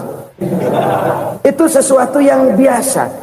Oleh karenanya, orang-orang yang ikhlas dalam bersedekah, disembunyikannya sedekah itu Allah cinta betul. Malahan ada hadis memberikan jaminan, inna shadaqatal mar'il muslimi tazidu fil umri wa tadfa'u mitatas su'i. Sesungguhnya sedekahnya seorang mukmin tazidu fil umri, bisa menambah umur panjang. Wa tadfa'u mitatas su'i, dan menyelamatkan manusia dari mati secara su'ul khatimah. Jadi siapa yang kepengen panjang umur, banyaklah sedekah. Yang bosan hidup, pelit terus. Sedekah menambah panjang umur dan menyelamatkan manusia dari mati secara su'ul khatimah. Pak, katanya umur itu nggak bisa ditambah, nggak bisa dikurangin. Kapan? Kalau ajal sudah datang. Fa idza jaa ajaluhum la yastakhiruna sa'atan wa la yastaqdimun. Kalau ajal datang tidak bisa dimajukan, tidak bisa dimundurkan. Itu kalau ajal sudah datang. Tidak bisa lagi umur ditambah dikurangi, sudah datang. Tapi kalau belum datang, itu kan haknya Allah. Mau ditambah, mau dikurangi, hak prerogatif Allah. Sebagai pencipta manusia, Allah maha kuasa dan maha mampu. Sedekah ini menambah panjang umur dan menyelamatkan manusia dari mati secara su'ul khatimah. Itu orang mati kan sama ya, kondisinya mati, nggak nafas. Tapi hakikat mati kan lain-lain. Ada yang mati itu husnul khatimah, baik akhirnya. Misalnya lagi ngaji mati, lagi sholat mati, lagi sedekah mati. Ini yang dinamakan dengan husnul khatimah, baik di akhirnya. Sebaliknya ada yang su'ul khatimah, jelek di akhirnya. Ini yang jadi catatan akhir. Lagi nyekek botol, mampus. Lagi banting kartu, modar. Su'ul khatimah, jelek pada akhirnya. Sedekah menyelamatkan manusia dari mati secara su'ul khatimah. Dan kita semua kepengen mendapat husnul khatimah, jauh dari su'ul khatimah. Oleh sebab itu yang bisa menyelamatkan kita dari penyakit itu antara lain adalah sedekah yang disembunyikan, yang dikerjakan dengan ikhlas karena Allah, tidak karena kepengen dipuji orang, tidak karena ingin dikatakan orang pemurah. Sebab orang dermawan itu orang yang memberi tanpa harus diminta. Kalau masih harus diminta, ya belum dermawan namanya, masih harus diminta. Kalau nggak diminta ya tulus, lolos, polos. Saudara-saudara kaum muslimin rahimakumullah, harta adalah amanat dan akan kita pertanggungjawabkan. Allah melebihkan rizki sebagian kita dari yang lain agar kita saling tolong menolong, bantu membantu. Nabi janjikan siapa yang meringankan beban saudaranya muslim di dunia, Allah akan meringankan bebannya di akhirat nanti. Sebuah jaminan dari baginda Nabi. Si orang yang kita bantu barangkali tidak bisa membalas, Allah yang akan membalas lewat jalan lain yang tidak pernah kita sangka-sangka. Ada orang tanya, Pak, ini ada orang nyumbang masjid sambil marah-marah, bagaimana? Saya bilang sumbangannya aja ambil, marahnya jangan. Marahnya jangan diambil, itu urusan dia. Saudara-saudara kaum muslimin rahimakumullah, umat Islam ini kan umat yang punya potensi besar. Kadang kita merenung, kenapa kadang-kadang pembangunan masjid kok lambat sekali? Kalau hotel hari ini peletakan pertama, bulan depan peresmian. Supermarket hari ini peletakan batu pertama, minggu depan peresmian. Tapi kalau sudah yang namanya masjid, kadang-kadang peletakan batu pertama sekaligus jadi batu terakhir. 3 tahun, 4 tahun, campur nebar jalak di jalanan, duit dijaring kayak ikan sepat. Apa tidak ada orang Islam yang kaya? Banyak. Apa tidak ada pengusaha muslim yang jadi konglomerat? Ada. Lalu yang belum banyak itu yang komit terhadap nilai-nilai agamanya. Akhirnya kita jatuh jadi umat yang lemah. Belum ada pengusaha konglomerat muslim buka pabrik supermi cap bedug misalnya umpamanya atau pabrik kecap cap sorban supaya identitas keislamannya sedikit kelihatan. Kita jatuh jadi umat yang lemah karena potensi tidak terinventarisir dengan baik. Kita ini ibarat kompor yang cuma matengin nasi orang lain. Potensi kita dimanfaatkan oleh orang lain. Ukhuwah Islamiyah kita baru terbatas kepada silaturahmi. Ukhuwah di bidang ekonomi kita lemah, ukhuwah di bidang kebudayaan kita lemah, apalagi ukhuwah di bidang politik kita lebih rapuh lagi. Padahal ukhuwah itu adalah totalitas kehidupan manusia, menyangkut ipolek sosbud, memerlukan nilai-nilai ukhuwah. Jadi oleh karena itu mari kita menyadari di dalam harta kita, walaupun kita yang cari, pergi pagi, pulang sore, peras keringat, banting tulang, di sana ada harta anak yatim. Di sana ada hak masjid. Di sana ada hak pesantren. Di sana ada had jihad. Berbahagialah seseorang apabila dia oleh Allah dijadikan keran. Keran itu menyimpan air, tapi tidak untuk dirinya, tapi disalurkannya kepada mereka yang memang memerlukannya. Saudara-saudara kaum muslimin rahimakumullah, ini yang pertama. Jadi perbendaharaan surga adalah menyembunyikan sedekah. Orang lain nggak tahu, kita pun nggak pernah ngitung-ngitung. Kita anggap lewat begitu saja, padahal itu deposit akhirat. Satu. Yang kedua, perbendaharaan surga itu apa? Wa kitmanul musibah, menyembunyikan kesulitan. Kadang orang takut menghadapi kesulitan, tapi makin kita merenung, hidup ini kan sebenarnya urusan. Takut sama urusan, ya jangan hidup. Tandanya orang hidup itu kalau punya urusan. Urusan melupakan problem. Problem sering menimbulkan kesulitan. Kesulitan bukan untuk ditakuti, tapi untuk diatasi dan dicarikan jalan keluarnya. Siapa sih orangnya yang nggak pernah sulit-sulit? Makin tinggi status sosialnya, makin gede urusannya. Makin tinggi kualitas imannya, makin berat tingkat kesulitannya. Cuma memang yang namanya enak itu seperti pelangi.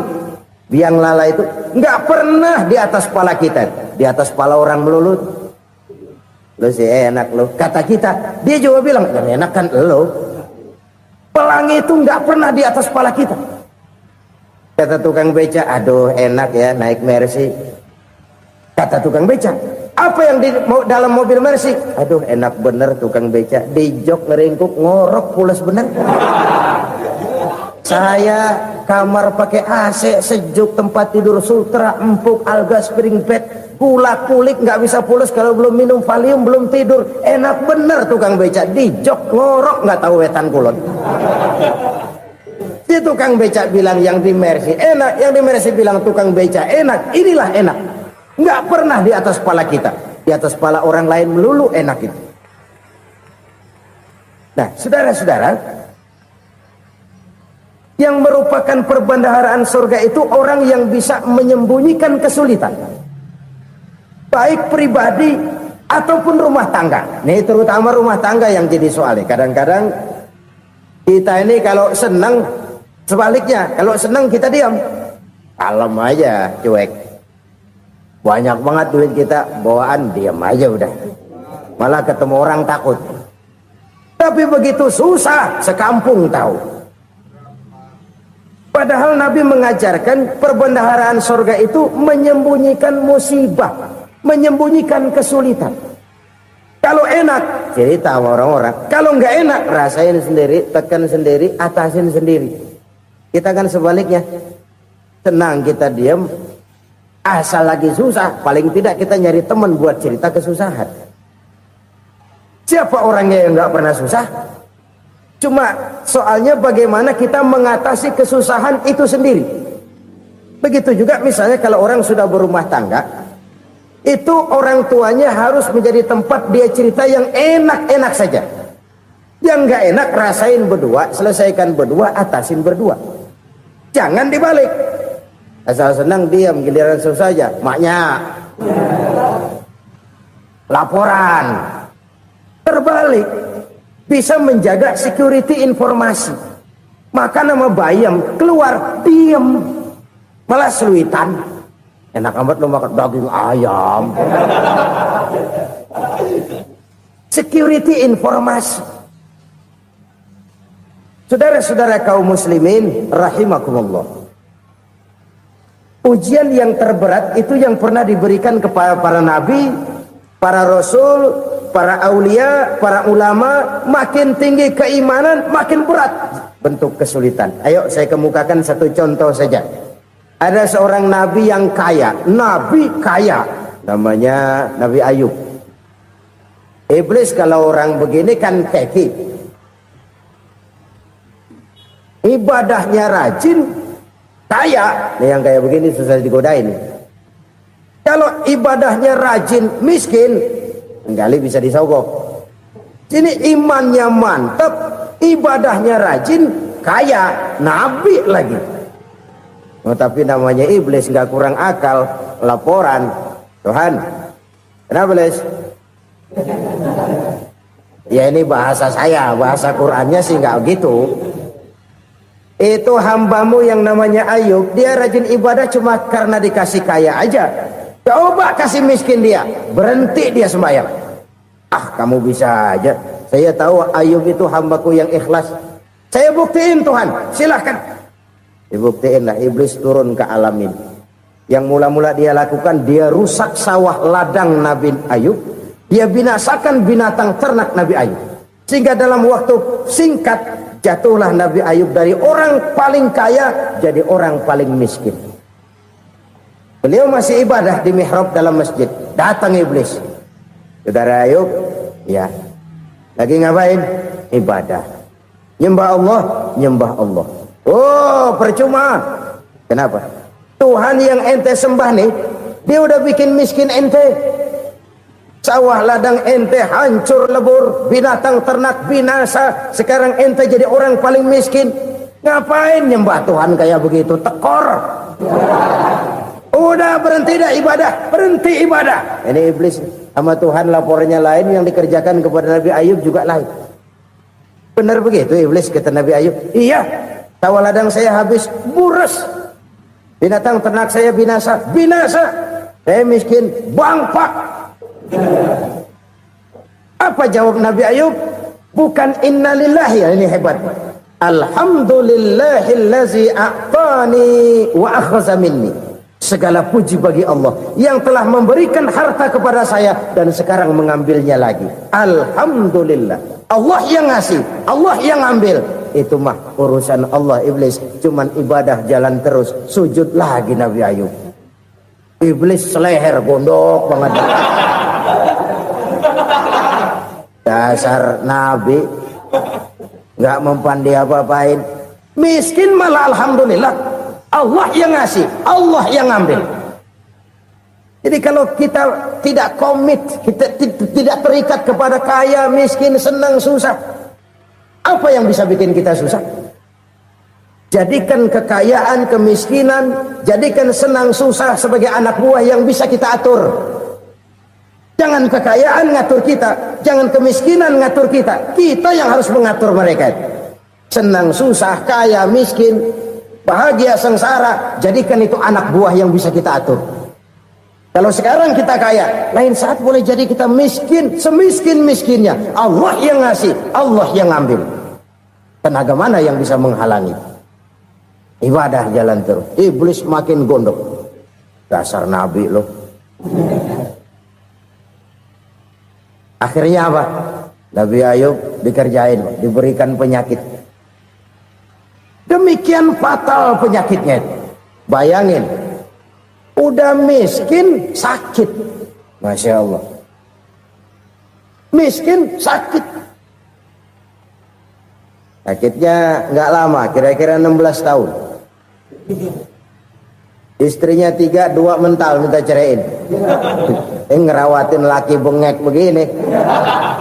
Senang belum tentu, susah udah pasti nih. Cerai aja, cerai dah. Cerai. Tinggal satu Siti Rahmah yang setia menemani beliau. Sesetia-setianya hati perempuan. Satu saat Siti Rahmah bilang, "Bang, iya, abang kan Nabi, Bang. Lalu, namanya Nabi kan doanya jarang meleset, Bang. Maksud kamu minta kenapa sih sama Tuhan biar abang sembuh baik dah, Bang?" Siti Rahmah, iya. Saya sakit berapa tahun sih dah? 16 tahun, Bang. Sebelum ini saya sehat berapa tahun? Ya kira-kira 60 tahun, Bang. Nah, coba ente banding-bandingin, Rahmah. Saya dikasih sehat 60 tahun, dikasih sakit 16 tahun. Sudah nggak sabar mau doa kepada Allah minta sembuh. Saya malu kepada Allah. Diuji dengan yang luar biasa seperti ini, tidak mengganggu stabilitas kehambaannya. Dia tetap menghamba kepada Allah Subhanahu wa ta'ala. Saudara-saudara kaum muslimin rahimakumullah. Kunci menghadapi kesulitan itu apa? Allah jelaskan dalam satu ayat, wa basyiris sabirin alladzina iza asabathum musibah qalu inna lillahi wa inna ilaihi raji'un. Gembirakan orang-orang yang sabar. Siapa mereka itu? yang apabila mendapat musibah mereka kembali kepada keyakinan dasar segalanya dari Allah dan segalanya akan kembali kepada Allah. Ini konsepsi dasar dari sikap muslim dalam menghadapi berbagai kesulitan. Segalanya dari Allah, segalanya akan kembali kepada Allah. Kalau ini sudah kondisi dasarnya, maka kita akan lapang menghadapi kenyataan bagaimanapun pahitnya. Apakah itu namanya miskin, apakah itu namanya sakit, bahkan maut sekalipun. Maut sekalipun.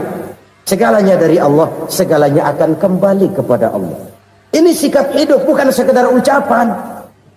Kita kadang-kadang menjadikannya sebagai ucapan. Mulutnya sehingga berhenti, innalillahi wa inna ilaihi rajiun, tapi nangisnya terus gerung-gerungan. Bukan itu, ini kesadaran moral. Kalau segalanya dari Allah, segalanya kembali kepada Allah, kan sebenarnya cuma nunggu giliran. Hari ini saya nyembayangin dia, entah hari apa saya disembayangin orang. Hari ini saya antar dia ke kubur, entah hari apa orang nganterin saya ke kubur. Hari ini saya tahlilkan dia, entah nanti kapan orang tahlilkan saya. Segalanya dari Allah, segalanya akan kembali juga kepada Allah. Oleh sebab itu saudara-saudara, kesulitan bukan untuk ditakuti. Kesulitan justru untuk diatasi, dicarikan jalan keluarnya. Dan tidak ada orang yang tidak pernah mendapat kesulitan. Tidak ada. Semakin tinggi status sosial, semakin tinggi kualitas keimanan, semakin besar juga tingkat kesulitan. Hanya saja bagaimana cara kita mengatasinya. Dan Al-Quran menyatakan, inna ma'al usri yusra. Di balik kesulitan itu pasti ada kemudahan. Roda itu berputar. Karena itu Rasulullah sallallahu alaihi wasallam mengingatkan kepada kita, ta'arraf ilallahi firraha ya'rifka fisyiddah. Ingatlah kepada Allah di waktu kamu senang, supaya Allah ingat kepada kamu di waktu kamu susah. Kalau waktu senang kita ingat kepada Allah, kita susah, Allah tidak akan meninggalkan kita. Tapi kalau waktu senang kita jauh dari Allah, sujud tidak sempat, dengan masjid jauh, ketika senang kita lupakan Allah. Nanti begitu kita susah, Allah lupakan kita. Dan itu menyakitkan. Oleh karena itu orang-orang tua kita dulu bilang, kalau lagi sehat ingat-ingat lu bakal sakit nanti. Kalau lagi kaya ingat-ingat satu saat kita bakal jatuh miskin. Bahkan kalau lagi muda ingat-ingat kita bakal tua. Dan yang terpenting, kalau lagi hidup ingat-ingat kita bakal mati. Saudara-saudara kaum muslimin rahimakumullah. Jadi yang kedua yang merupakan perbendaharaan surga, menyembunyikan musibah. Saudara-saudara kaum muslimin rahimakumullah. Hal ketiga yang merupakan perbendaharaan surga adalah wasilatur rahmi. Orang yang suka bersilaturahmi. Sebagaimana yang kita maklum bahwa manusia adalah makhluk yang disebut zon politika. Makhluk sosial yang tidak mungkin hidup sendiri-sendiri. Betapa dan siapapun kita memerlukan orang lain. Bodoh betul manusia kalau tinggal di tengah masyarakat tapi tidak mau bermasyarakat. Merasa hebat sendiri, pinter sendiri, gagah sendiri, kaya sendiri. Mungkin kalau mati juga ngubur sendiri. Jangankan kita di sini, di sorga saja Nabi Adam waktu sendirian bengong melulu, mondar mandir. Allah tegur dam sepi dam. Ya ini kalau bahasa saya. Iya Tuhan sepi nih, nggak ada coret-corekan pisan ini. Diciptakan Siti Hawa baru anteng Nabi Adam. Itu di surga. Cobalah. Umpamanya saudara tinggal di Jakarta nih. Kaya bener. Apaan aja di Jakarta punya saudara dah. Jembatan Semanggi ambil. Monas, Buntel bawa pulang. Hotel-hotel ambil semua. Cuman tinggal di Jakarta sendirian, apa enaknya? Betapa dan siapapun kita perlu orang lain. Tidak ada seorang pun yang bisa memenuhi kebutuhan hidupnya secara sendiri-sendiri. Nah, Islam telah menyelamatkan manusia dari ras diskriminasi. Mengikat manusia dengan persaudaraan yang berlandaskan kepada akidah. Karena itu dianjurkan bersilaturahmi. Bahkan Nabi menyatakan, man arada ayyubsata lahu fi rizqihi wa yunsa'a fi atharihi falyasil rahimah. Siapa yang kepengen diluaskan rezekinya dan dipanjangkan usianya, banyaklah ia bersilaturahmi.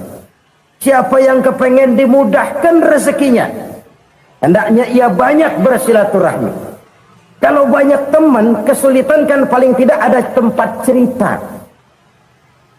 Udah susah, sendirian kita pikirin diri, nggak ada tempat tukar pikiran. Cepet banget sama bengek. Dilawan sendiri. Nah, secara makro kita bisa berkata, tidak mungkin ada kemenangan kalau tidak ada kekuatan. Tidak ada kekuatan kalau tidak ada kesatuan dan persatuan. Tidak mungkin ada kesatuan dan persatuan tanpa semangat silaturahmi. Kalau umat Islam mau menang, dia harus kuat. Kalau umat Islam mau kuat, dia harus bersatu. Kalau umat Islam mau bersatu, dia harus membudayakan silaturahmi ini. Bahkan sampai-sampai kata Nabi, kalau bisa cari nilai tambah. Apa? Silman qata'ak. Bersilaturahmilah kau kepada orang yang marah denganmu. Masya Allah, indahnya ajaran agama kita. Orang yang marah pun kepada kita, kata Nabi, kalau bisa bersilaturahmilah kepadanya, kepada orang yang marah itu. Di situ nilai tambah. Cuman jujur nih hadis, ngucapinnya gampang, ngamalinnya yang berat banget. Orang marah sama kita, kita disuruh silaturahmi, ada apa malu? Lu marah, ada gua marahan lagi. Tunggu pikirin. Saudara-saudara kaum muslimin rahimakumullah. Tapi ini yang diajarkan, bahkan ini yang dicontohkan oleh baginda Rasul. Bagaimana begitu mudah, misalnya satu saat Abu Jahal ini ngatur strategi bagaimana bikin Muhammad celaka.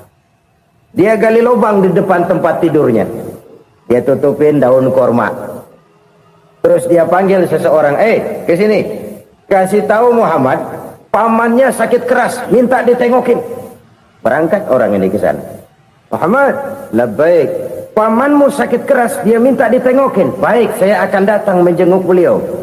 Berangkatlah Nabi ke rumah Abu Jahal tanpa prasangka apapun. Abu Jahal udah pasang setil, selimut 3 rangkap setengah dia pakai, persis kayak orang meriang. Tapi sembari ngintip dari balik selimut, begitu Muhammad buka pintu, nah masuk perangkap nih. Muhammad jalan menuju tempat pembaringan. Makin lama makin dekat, makin lama makin dekat, makin dekat ke lubang yang dipasang oleh Abu Jahal itu. Dalam hati Abu Jahal, terus dah jatuh, mampus dah lo ini. Mampus lo hari ini nih. Apa yang terjadi? Malaikat Jibril datang. Muhammad, pamanmu cuma pura-pura sakit. Di depan tempat tidurnya ada lubang perangkap supaya kamu jatuh ke situ. Sudah, kamu pulang. Balik kanan Nabi. Sudah hampir jatuh ke lubang, balik kanan, pulang. Bayangin kecewanya Abu Jahal. Muhammad dikit lagi, Muhammad dikit lagi. Enggak paman, saya pulang aja. Emosi bangun dari tempat tidur, enggak sadar kalau lagi pura-pura sakit. Lompat ngejar Nabi, dia lupa dengan lubang yang dia gali. Usrak, nyemplung sendiri ke dalam lubang.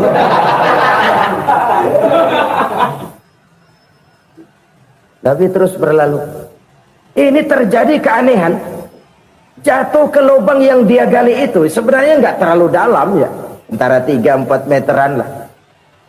Tolong saya jatuh ke lubang ini. Datanglah pelayan-pelayannya itu. Angkat saya dari sini. Oh, yang ngulurin tambang. Satu gulung, belum juga nyampe itu tambah. Kurang, beli lagi ke warung. Sambung, ulur lagi, nggak juga bisa sampai. Wah, ini kerjaan Muhammad ini.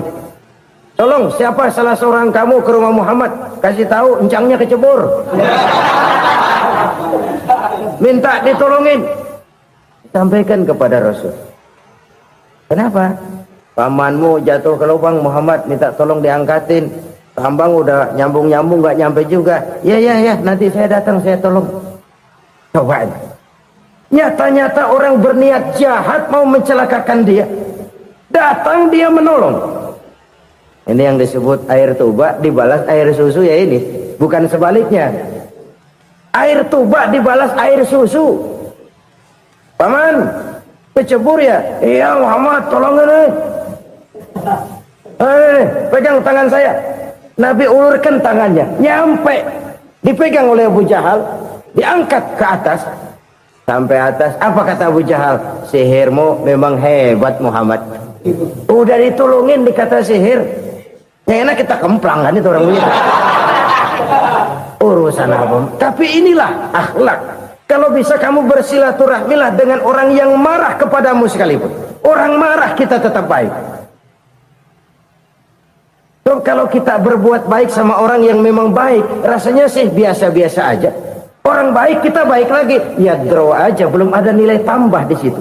Baru ada nilai tambah kalau kita bisa berbuat baik kepada orang yang nyakitin kita. Itu namanya kita setingkat di atas dia. Dia sakitin kita, kita berbuat baik sama dia. Dia pelit sama kita, kita baik sama dia. Dia marahin kita, kita deketin dia. Di situ kita punya nilai tambah. Jadi siapa yang ingin diluaskan rezekinya kata Nabi dan dipanjangkan umurnya, hendaklah ia banyak-banyak bersilaturahmi. Sederhana sebenarnya silaturahmi, tapi silaturahmi membangkitkan semangat kesatuan dan persatuan. Kesatuan dan persatuan melahirkan kekuatan. Dalam matematika 1 ditambah 1 pasti 2. Tapi di tengah masyarakat 1 orang takut ditambah 1 orang takut, hasilnya jadi 2 orang setengah berani. Kenapa setengah berani? Karena udah berdua. Tadi pan takut sendirian. Kalau dia kumpul turu-turu takutlah jadi berani. Kita yang lemah, kita yang tidak berdaya, kita yang miskin, kalau mau kompak bersatu, apa yang nggak bisa kita kerjain? Apalagi tinggal di kota besar, pilihan cuma 2. Bertahan atau minggir. Bertahan atau minggir. Untuk bisa bertahan harus mampu bersaing. Untuk mampu bersaing harus punya keahlian. Keahlian harus ditunjang dengan pendidikan, ditambah oleh kekompakan sebagai umat. Udah miskin mencar mulu, orang injek kita. Orang nggak pandang urusan apa malu. Oleh karena itu silaturahmi pada hakikatnya merupakan roh dari ukhuwah yang diajarkan oleh agama kita. Bagaimana Islam menyelamatkan masyarakat manusia dari ras diskriminasi, mengikat manusia, dan tidak ada persaudaraan yang lebih indah selain persaudaraan yang diikat dengan nilai-nilai akidah. Sepanjang orang di jalan Allah, itulah saudara kita. Keluar dia dari jalan Allah, selesailah persaudaraan sampai di situ. Karena itu, kalau ingin menyimpan sesuatu di surga, banyaklah bersilaturahmi. Datang ke rumah ini, datang ke rumah itu, dan lain sebagainya. Itu simpanan kita di akhirat nanti. Ini yang ketiga. Saudara-saudara, yang keempat, perbendaharaan surga itu apa? Wa qawlu la hawla wa la quwwata illa billah. Ucapan la hawla wa la quwwata illa billah. Ibadah kan ada yang berat, modalnya besar. Bangun masjid berat, modalnya besar. Bangun rumah sakit berat, modalnya besar. Ada ibadah yang berat tapi modalnya ringan. Misalnya puasa. Puasa itu berat, mengendalikan nafsu. Kalau sekedar nggak makan nggak minum sih enteng, mengendalikan nafsu. Itu jihad terbesar, tapi kan modalnya ringan, cuma niat saja. Ini ibadah berat, modalnya ringan. Ada ibadah yang ringan, modalnya juga enteng. Seperti termasuk ucapan la haula wa la quwwata illa billah. Tanpa sadar, la haula wa la quwwata illa billah. Nyelengin tuh di surga. Nyelengin, kita nggak terasa. Nyelengin simpenan akhirat. La haula wa la quwwata illa billah. Nyimpan lagi. Kaget, la haula wa la quwwata illa billah, nyimpan lagi, banyak simpanan. Walaupun sebenarnya yang dimaksud di sini adalah kesadaran batin bahwa tidak ada daya dan kekuatan kecuali Allah. Itu intinya. Kita memulai pekerjaan disunahkan baca bismillah, kan begitu. Apa itu? Kesadaran moral. Bahwa ini saya bisa kerjakan. Saya kerjakan ini dengan menyebut nama Allah. Kenapa? Kalau Allah tidak memberikan daya dan kekuatan, mana mampu saya kerjakan ini. Maka saya kerjakan ini dengan menyebut nama Allah. Bismillah. Kesadaran moral. Manusia hanya wajib berusaha, tapi nggak pernah wajib berhasil. Banyak hal-hal yang kalau kita renungkan secara rasio nggak mungkin. Tapi jadi kenyataan. La haula wa la quwata illa billah. Tidak ada daya dan kekuatan kecuali bagi Allah semata-mata. Kesadaran moral akan kelemahan dan keterbatasan makhluk bernama manusia. Kadang kita kagum dengan otak, tapi kita sering lupa sama yang bikin otak. Padahal bagaimanapun hebatnya otak, yang bikin otak pasti lebih hebat dari otak. Nggak percaya? Silahkan otak-otakan. Inilah kecenderungan. Kita kagum dengan pesawat-pesawat mutakhir, bukan main, besi gede banget terbang itu. Alangkah hebatnya. Lalu apa yang bikin otak tidak lebih hebat dari itu semua? Kita puji laut, apa yang bikin laut tidak lebih hebat dari laut itu? La haula wa la quwata illa billah. Tidak ada daya dan kekuatan kecuali Allah. Apa yang bisa kita lakukan kalau tidak karena daya dan kemampuan yang diberikan oleh Allah kepada kita? Lahirlah sikap tawadu, rendah hati, tidak melonjak menjadi angkuh dan sombong, sadar akan kelemahan dan keterbatasan diri sebagai makhluk yang diciptakan oleh Allah Subhanahu wa taala. Jadi satu sisi ini ucapan yang berpahala, la haula, jadi wiridan. Pada sisi lain ini kesadaran moral, sikap mental, kesadaran batin bahwa yang punya daya dan kekuatan itu cuma Allah. Kita nggak pantas untuk sombong, sebab sombong itu pakaiannya Allah. Kita nggak sedang pakai pakaian Allah, kegedean. Dan makin kita renungi, makin terbentur. Apa sih yang bisa kita sombongin? Kita mau sombong apa? Kaya, pintar, itu kan semua relatif. Di atas langit masih ada langit lagi. Jadi oleh karenanya, marilah kita menyadari, manusia hanya wajib berusaha, tapi tidak pernah wajib berhasil. Yang berusaha saja tidak wajib berhasil, apalagi yang tidak berusaha. Islam bukan agama orang pemalas yang selesai sholat lalu endelohom, nggelenggem ayem-ayem. Tapi Islam bukan agama orang sombong yang setelah berusaha lalu tidak memerlukan Allah. Kita bisa saja bikin proyeksi, tahun sekian kita bakal panen besar menurut perhitungan otak. Tapi ada kejadian lain. Apa? Tikus ngambek. Habis itu dimakanin tikus, panen gagal. Proyeksi rasional gagal oleh tikus-tikus yang ngambek itu. Bisa saja terjadi. Tahun depan kita panen besar, urung. Kenapa? Musim panas panjang. Dan sekarang ini koran-koran bikin berita musim mengalami penyelewengan. Bukan cuma manusia yang nyeleweng sekarang. Musim pakai nyeleweng. Mestinya kan musim hujan udah selesai, masih hujan-hujan juga. Musim. Nah sekarang kita boleh bikin proyeksi, kita bakal panen besar. Tahu-tahu musim panas panjang, sawah retak, air kering. Cari teknokrat yang paling botak, suruh pendekin tuh musim panas.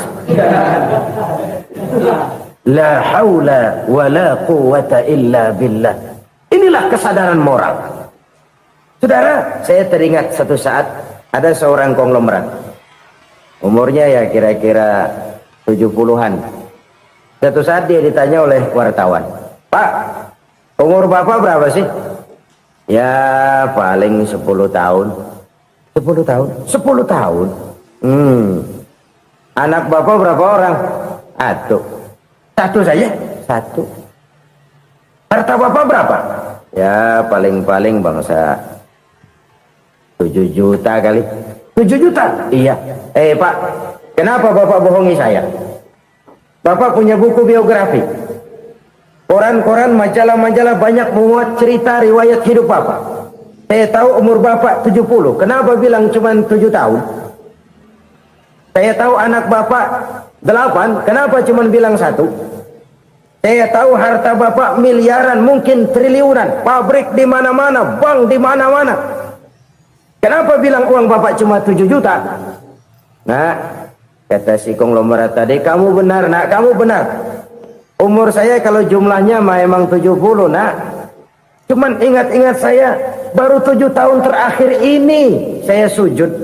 Baru 7 tahun terakhir ini saya berusaha dekat dengan Allah. Saya laksanakan perintahnya, saya jauhi larangannya. 7 tahun inilah rasanya yang ada nilainya di hadapan Allah. Yang 63 tahun matong, kelabu, kelem umur gue. Habis untuk maksiat, untuk munkarat. Maka ketika ditanya tadi, umur saya 7 tahun itu. Oh begitu Pak. Oh iya. Lalu anak Pak, anak bapak kan 8. Kenapa bilang cuma 1? Nah, kalau jumlah hitungannya memang anak saya 8. Tapi dari 8 orang ini rasanya cuma 1 nih yang bakal jadi buah hati, belahan jantung, pelanjut cerita, penerus sejarah, bakal jadi anak soleh yang akan mendoakan saya. Cuma 1 rasanya anak saya nih yang bakal jadi buah hati saya, besar-besaran saya, yang akan mendoakan di kubur saya, yang akan mendoakan di akhirat saya. Yang 7 orang mana? Masya Allah, yang 1 tenggeng, yang 1 nyekek botol mulu, yang 1 nggak karu-karuan. Makanya saya bilang 1 anak saya yang akan bisa mendoakan saya. Oh begitu Pak. Iya. Nah harta Pak, harta bapak kan triliunan, pabrik bapak di mana-mana, uang bapak hampir di tiap bank-bank besar. Kenapa bilang cuma 7 juta? Betul kau nak. Harta saya kalau jumlahnya memang miliaran, triliunan mungkin. Tapi yang saya ingat baru 7 juta tuh yang saya belanjakan di jalan Allah.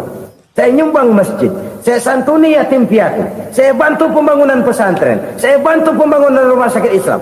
Itu yang akan saya bawa pulang ke akhirat, yang 7 juta itu. Yang triliunan itu nanti akan diperebutkan oleh anak-anak saya sebagai waris saya. Jadi harta saya 7 juta itu yang bakal nemenin saya di akhirat, yang akan saya bawa pulang jadi teman saya. Saudara-saudara kaum muslimin, jangan-jangan orang tua itu adalah kita-kita ini. Jangan-jangan kita-kita ini adalah orang tua itu. Jangan-jangan itu potret dari diri kita masing-masing. Dari sekian umur yang diberikan Allah, berapa tahun yang ada nilainya di hadapan Allah? Dari sekian anak-anak yang merupakan amanah, berapa yang akan mendoakan kita sebagai orang tuanya menjadi anak soleh? Dari sekian banyak harta yang diberikan Allah, berapa yang akan kita bawa pulang menghadapnya nanti, yang kita belanjakan di jalan Allah? Ini sebuah potret kehidupan. Karena itu kita kembali kepada la haula wa la quwwata illa billah. Kita wajib berusaha, kita wajib berikhtiar. Selebihnya, segala daya dan kekuatan hanya milik Allah saja semata-mata. Satu kesadaran batin dari setiap pribadi muslim. Setelah ia berusaha dan berikhtiar, ia menyerahkannya kepada Allah Subhanahu wa ta'ala.